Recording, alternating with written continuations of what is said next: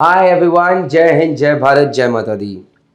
The first video on the oil rigs was where we discussed about oil rigs, how they came into force, different kinds of oil rigs, what are the applications, why are they used. In the second video of the series, we talked about merchant navy versus oil rigs. And the third is let's talk about dynamic positioning vessels. But even before talking about this, there was a time between 2012 to 2016 which was a golden period for DP ships.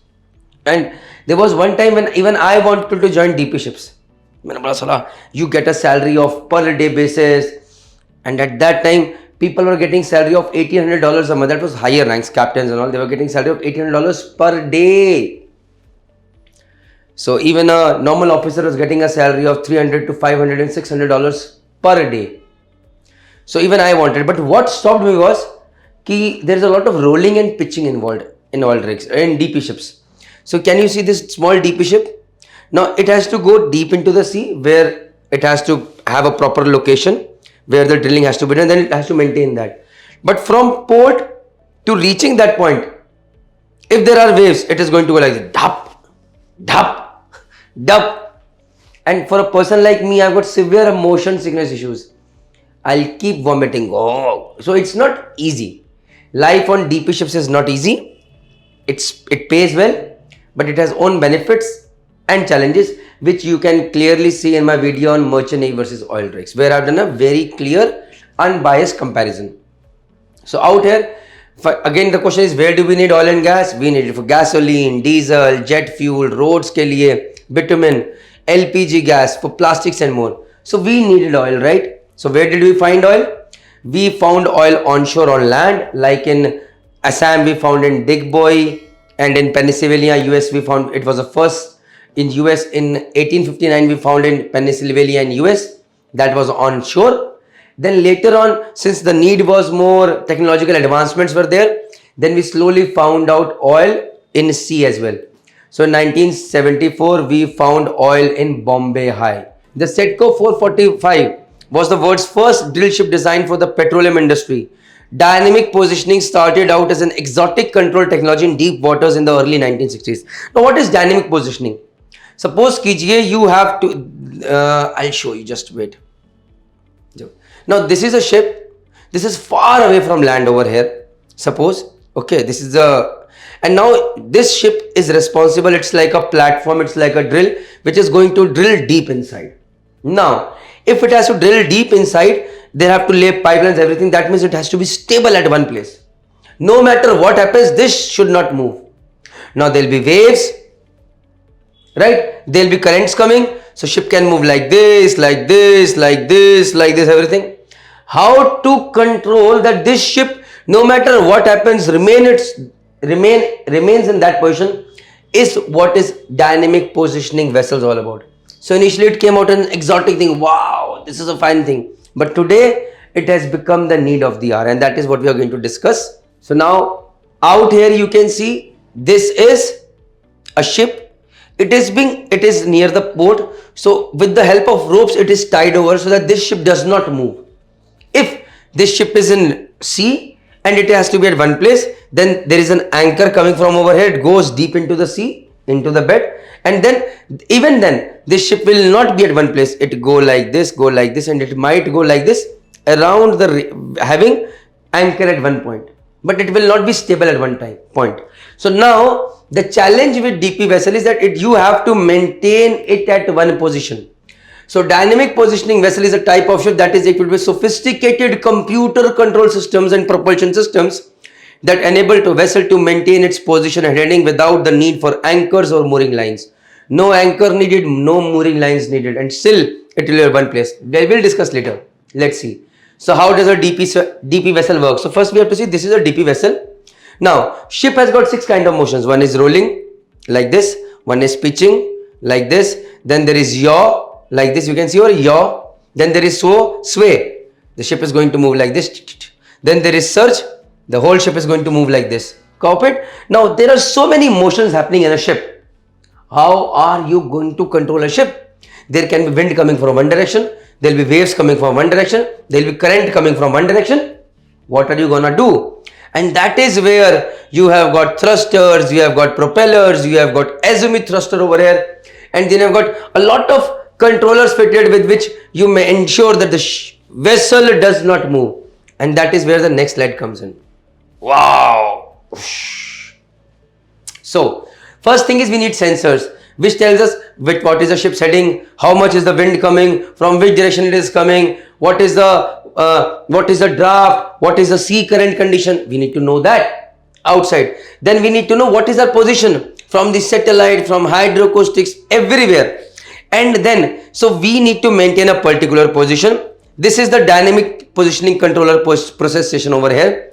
So over here they are telling us from all the sensors from over here signals are going to this human machine interface which is on deck. From there they are giving signal to the DP controllers. Okay, now the ship is trying to move over here because of the current. What to do? Then they give signal to the azimuth thruster. Hey, turn and maintain the ship in this direction, and it turns and maintain ship in one direction. Suddenly say, "Arey, ship is moving over here." Then they start this bow thruster. They pump the water backside and the ship moves this side. Then they say, "Arey, ship is moving in forward direction. Start this propeller and move it in backward direction." So through this DP controller, you can see they are controlling this bow thruster, they are controlling azimuth thruster, and they are controlling these propellers. So now, not getting into much of detail, let me tell you one thing.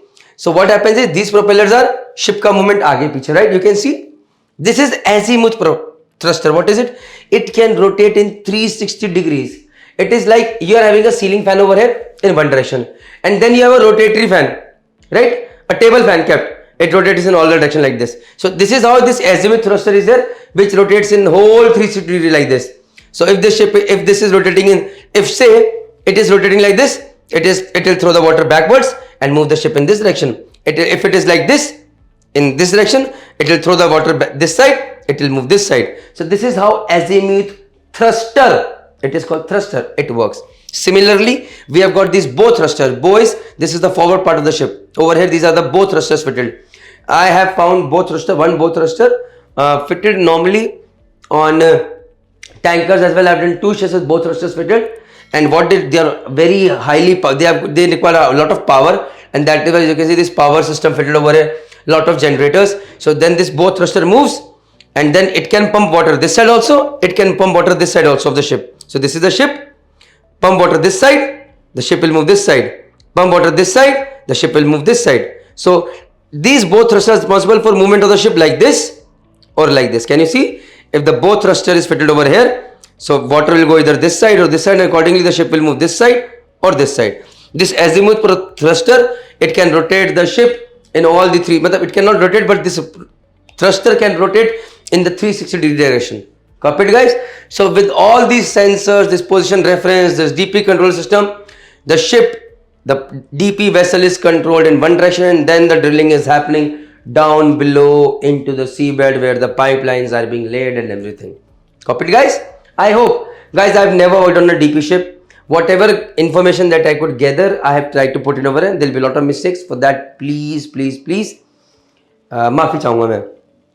Next. So different types of DP vessels are there. DP1, DP2, DP3. Let me tell you, the DP3 पे सबसे ज़्यादा salary होती है. On DP1 class vessel has a basic DP system and can maintain its position automatically in calm weather conditions with no redundancy. Redundancy means, suppose if your main system of moving the ship in any direction gets kaput, is not working, then you don't have any backup. That means you will be like this, you will be like a normal ship working over there. Sometimes you need backup, like at house, there is no electricity, you have got what you can say, you got inverter or generator fitted over here. In computers, you have got UPS fitted. So if there is no UPS, your computer will immediately go when there is no electricity. Similarly, no backup. If something goes wrong with the primary system, nothing will happen. This is not working anymore. So DP1 class vessel have a basic DP system and can maintain its position automatically in calm weather conditions. Only in calm weather conditions. So भैया हमें तो DP3 चाहिए. We need DP3. What is DP2 class vessel? It fulfills the ability of DP1 but has more advanced DP systems. So that means for more dynamic positioning in case of heavy weathers, rough weathers, they can do it better. They can maintain their position in more challenging weather conditions such as waves and wind. It typically has at least 2 independent systems for redundancy plus additional backup system. So in this case, like in on ship, you have got main generators, then you have got emergency generator, and then you have got battery system as well as a backup. So that is what is happening over here. So this is one step ahead of DP1 class vessels.